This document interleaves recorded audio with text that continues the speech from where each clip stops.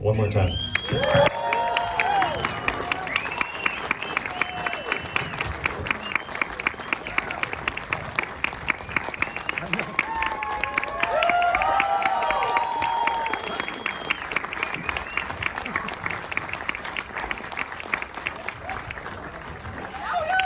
And every year I promise our photographers will do this, but this year we'll actually do it. We'll have people move a little bit closer to the front of the stage so that your heads aren't being cut off by the lights. Fantastic. And then we'll all migrate back towards the back as this moves on. Caitlyn, you want to tell us who we have up here with you? Did you say my name? Sorry. I did. Yeah, this is Leandro. Actually, I'll let everybody introduce themselves. I'm Caitlyn. Thank you guys so much for watching. Hi, I'm Shayelin. I play Goat.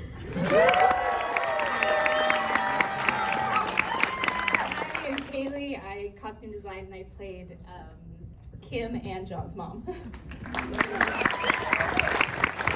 Hi, I'm Sarah. I edited it. Hi, I'm Joe. I was the director of photography. I'm Mike. I was one of the producers.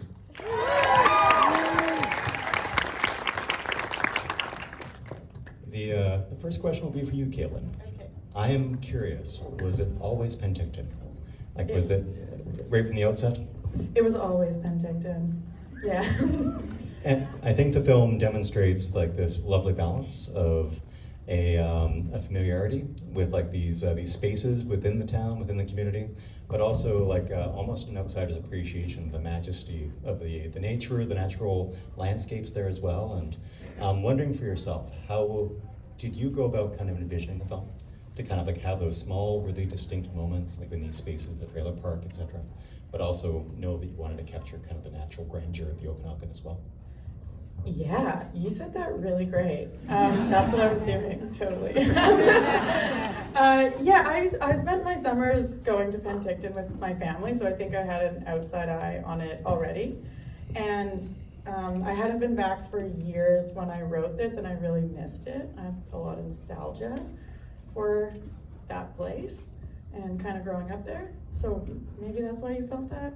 I didn't really do that on purpose, to be honest. But I think that's like how art comes through us, is through our own experiences. So it's nice that you picked up on that and made it sound really awesome. Yeah. I know your cinematographer, Joseph, has experience kind of shooting in that part of the world with Ash, and I was curious whether that was something that, you know, was that a film that you saw and you knew what he could bring to this? Because it is just, I envy all of you who got to see this on the big screen. And there's nothing against my laptop, but it's not the right way to see this film. So you all saw it and like the grandeur, the visuals of it, the amazing soundtrack as well. But Joseph, maybe you can speak a little bit to your initial conversations with Caitlyn about kind of the visual language of the film. Yeah, I mean, I had a similar kind of childhood going to the Okanagan, visiting family, and skateboarding there. So that was kind of like when I read the script, it was like, okay, I've seen this before. I've been there. Like, so it kind of was, you know, pretty easy to imagine. And the Okanagan itself it's hard to find a bad angle of it. You can kind of just look out and everything's great. So yeah, I think it kind of just came from that, just like trying to honestly represent those spaces and getting into the RV, like a really tight spot, and you know, can't not make that intimate. So it's kind of like the mix of the RV and the Okanagan was just really interesting.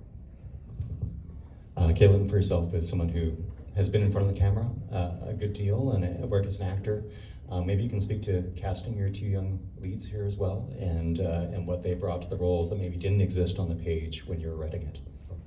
Yeah, it was a grueling process. Yeah, actually, Shayelin auditioned, was it like a year and a half before we shot, or more? Yeah, we hadn't even got funding yet, and we did like an initial round of casting. And whoever edited her tape forgot to cut out a middle part where she snapped back at her acting coach. And I was like, oh my God, that's dope, that's amazing. So we called her back, and she's just so talented. Nate's role was way harder to find. We like went through a ton of people, and I think your performance speaks for itself. So, but yeah, like maybe it took a year to cast Nate's role. Yeah, went through a ton of people all across Canada, the States as well. Yeah. Well, there's some valuable lessons there. You know, never edit your casting tape. Like, let it just run. This is what you're telling all the aspiring actors out there, if I understand correctly. Shayelin, for yourself, what do you think about the character of Goat when you saw her on the page, and then what did you think you could bring to it as well? On the page, I'd say she's like a lot. She's like a really big tomboy and everything, and she's very tough, and I admire that. And I hope I fulfilled what the idea was for the character. Thank you. No, I was just gonna say, if you saw a Band-Aid on my knee, I had opened it. I opened that wound probably 5 times practicing skateboarding, so it made a feature. But no, I hope I delivered what was supposed to be. Yeah, we'll talk about it later. All right. Yeah. Do we have questions out here in the audience? We have one right in the middle here. Yes, you're looking behind you, but it was you. You wear so many hats so beautifully. Your performance is beautiful. Yours too, and also Caitlyn, directing, producing, writing, all of it. How did you balance wearing so many hats through this? I'm sure it was a lot. Well, he lost his. Let's another day. I don't know. There was a lot of hats. I have to thank Kaylee because you were the one who like really put everything together. Yeah, you're the one who like organized everything, the whole vibe and the process of the characters. My hats were less physical and more metaphorical. Yeah, it was hard, it's like a lot of work. Sorry, I will try to answer that honestly. I prepared a lot. The writing's done, basically, and then, I prepared a lot with Joe. We prepared so much, shot list, storyboard. I did all my acting stuff before and then just showed up. But it was a lot, yeah. You mentioned the preparation, but I think Shayelin also mentioned kind of like the vibe of the film, and there's a lot of like wonderful moments in the film that are these just kind of interstitial moments almost of like, whether it's them provoking wildlife, the llamas or something like this, and like that just like really I think offer these wonderful punctuation points to the film. And what was it like for you to maybe balance what you knew you wanted in the structure, and then like just allowing some room for play as well? Is that for me? That can be for you, and then we can go to the actors as well. Yeah, I think that's a director's question. Sorry, can you ask me that again? The structure? No, because you mentioned how all the preparation of storyboarding, Oh. shot lists, but I think a lot of the magic of the film comes through in like what may appear to be almost like casual Yeah. scenes of just allowing these characters to be together, and just that balance between like structure, preparation, but letting those moments happen. Yeah, I think they happen naturally if you have good actors and good performers. But pretty much everything was scripted. They're just really good. But everything was pretty much scripted. But also we had like a 3-hour film when we cut it, and nobody wants to sit through that. So me and Sarah, and maybe actually Sarah, this might be something for you to answer. We actually completely restructured the whole film, except for when they dyed their hair, because like we were kind of fucked from. Sorry, I'm so sorry. Screwed from. We're gonna go then again. on. Sorry. So we're gonna go again from the top. Yeah. We could start over. Sorry, children in here. From the hair dye onwards, we were stuck. But here, Sarah, I'm gonna let you talk. Oh, you have a mic. What is the question? This was allowing kind of the script and structure that initially resulted in a 3-hour cut to become what we saw here this Got evening. it. Yeah. So like Kate said, we kind of we threw a lot of what we thought the film was going to be out the window after we had a 3.5-hour assembly. And we're like, this is going to be, like, we can't have all of these moments and all of these character arcs. We have to focus everything on Goat, and that was sort of our North Star. And once we had that in mind, the rest sort of came a little bit more naturally. And then, yeah, in terms of letting the kids play, there's a few moments where I know they rolled without them knowing, so we tried to put in as much of that as possible. And when they kiss in the wide, we only had one take of that, and their reaction was them genuinely reacting to it. So we just decided to hold on that because it was so adorable and kind of hilarious and awkward and genuine. So yeah, we tried to keep as much of that as possible. Is that okay? That was great. And despite what was said about 3-hour films, I think we have 4 or 5 at the festival this year. Some people do want to sit through 3-hour films. Go to those films, please, once you've seen My Great Sword. I didn't mean that. I'm so sorry.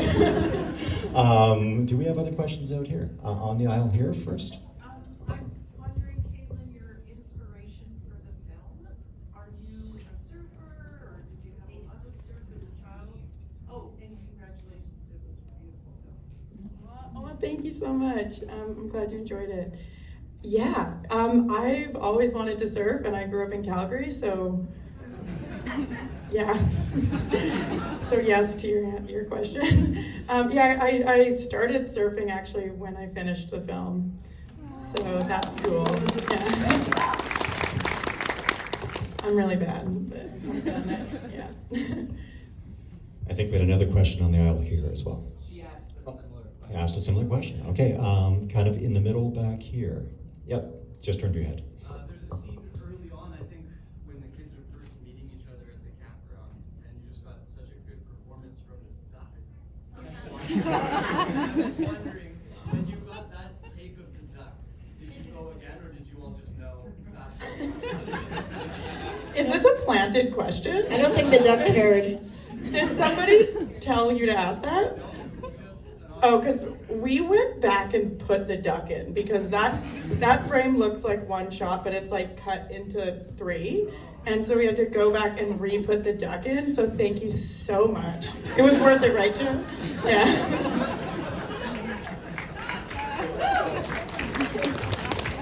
Fooled by movie magic once again. You rubes. On the kind of near the wall here.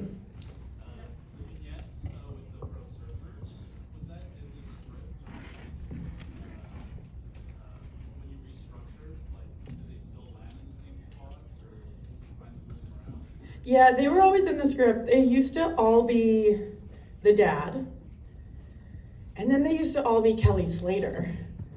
And then they became fictional surfers. They were always there. We just actually adjusted them based on what they said, based on how the story arc was going. And we had a few rows up. It was amazing. I also wanted to ask about the duck because it was a paid actor. But no, I wanted to ask, is there anyone that can talk about the score? Because the music was incredible as well. Yeah, I feel like I'm talking a lot. Does anybody else want to talk? I think that's you. Okay, okay. I wish Kane could be here. He's so brilliant. We used all organ. I'm sure you guys noticed. And somebody's voice, I think she's here. Woo! There she is. You were great. Yeah, so, okay, we did all 2000s. We were doing all early 2000s music, and we were using women to cover them, and then, and weird electronic stuff, and it just wasn't working, and so we scrapped it all and went back to we just took one instrument.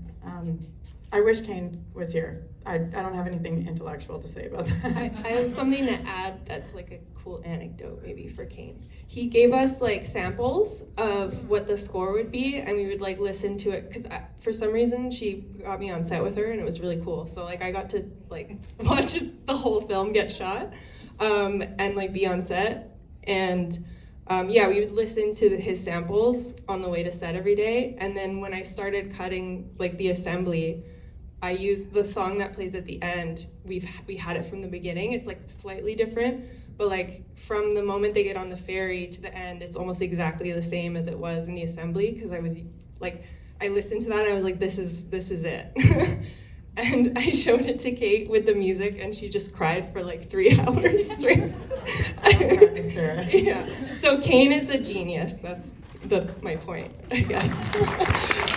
we love you, Kane.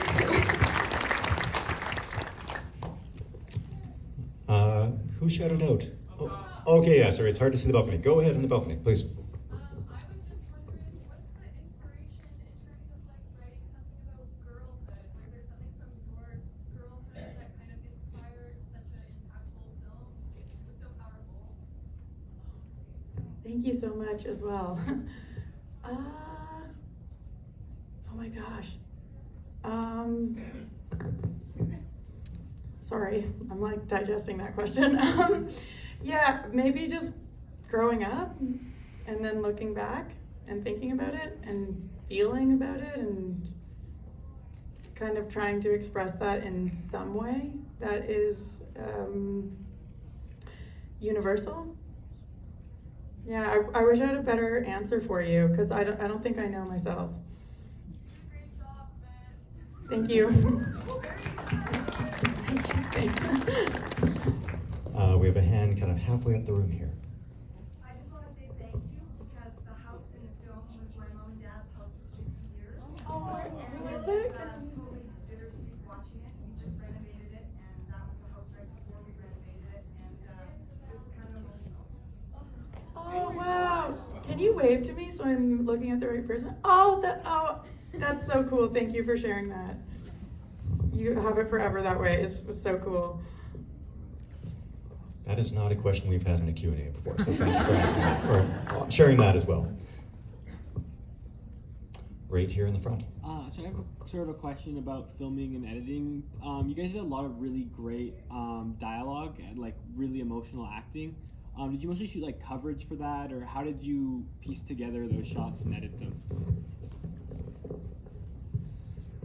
I feel like there was very little coverage. It was like partly maybe a stylistic choice, but also just we didn't have time. You know, there's really no time to do a lot of things on these kind of shows. So we kind of just wanted to break it down to really simple coverage, and get it in a 2-shot, get the whole performance, and then get in for stuff that really kind of point at stuff that's more important.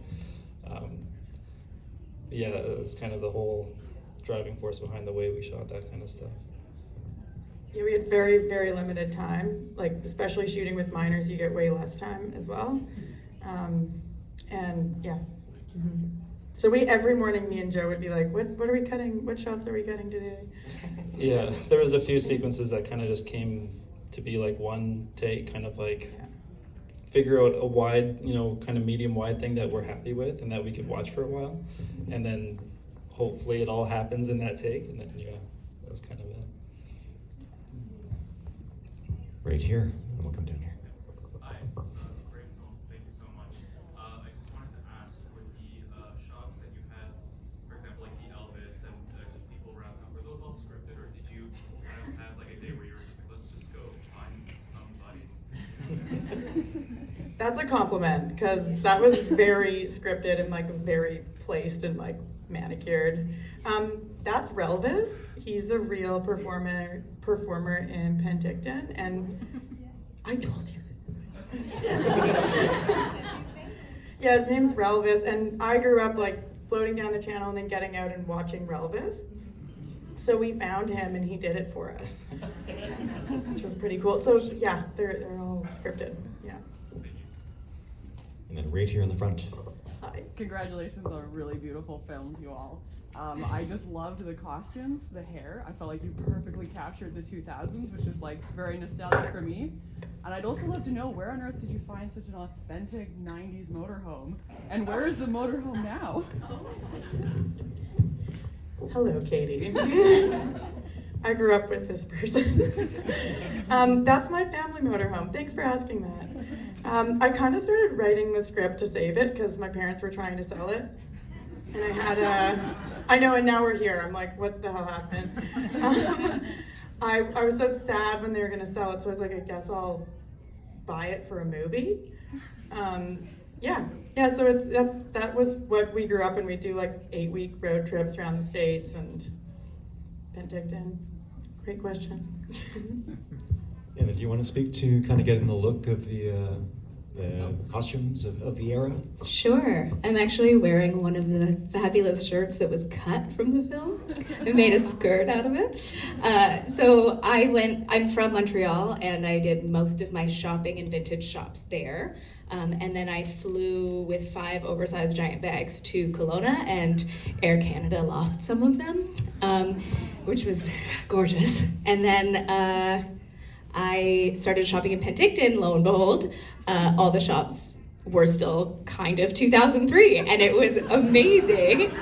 That's not a knock on Penticton, it saved my life. And I wanted to find everything that was from then and not like current replicas, because I hate watching films and everything is brand new, and I really like to bring pieces that sort of already have a past life. And a lot of them were made before you were born. And so these little cuties would always try things on and be like, ew, what are you putting me in? And I was like, we would have thought this was so cool. But yeah, that's sort of how I got there. Excellent. I know we need to wrap up, but I feel like we have not heard from you yet. Tell us the one thing we need to know from Wild Goat Surf that hasn't been brought up during this Q&A. Oh God. No pressure. How you lost the hat and we almost fired you? That was rough. That was rough. But I feel like something that hasn't really brought up was my character Nate. When he came out, I feel like that was a really emotional scene.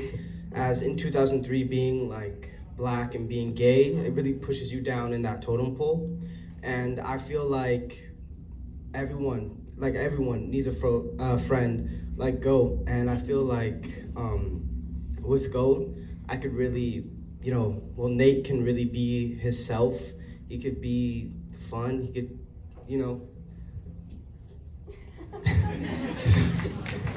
but yeah.